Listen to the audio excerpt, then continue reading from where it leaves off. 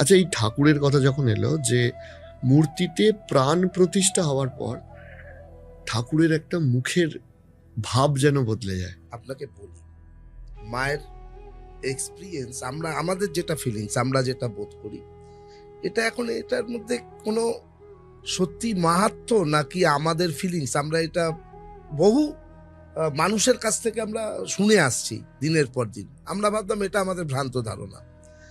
নবমীর দিন, ষষ্ঠীর দিন মায়ে যখন গয়না পড়ছে, মা যেন হাসছে, কাপড় পরানো হচ্ছে, মা হাসছে।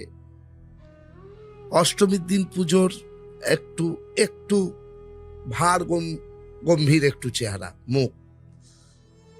নবমীর দিন মাকে দেখলে যেন শ্রদ্ধায় মাথা নিচু হয়ে যাচ্ছে।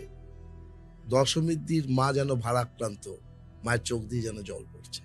4 দিনের ধকল নিতে নিতে মা ক্লান্ত, ভারাক্রান্ত কাজ। আজ মা ফিরে যাচ্ছে। সেটা মা আপনাকে বুঝিয়ে দেবে যে ফিল আজকে আমি করিয়ে ছাড়বে। ফিরে যাচ্ছি।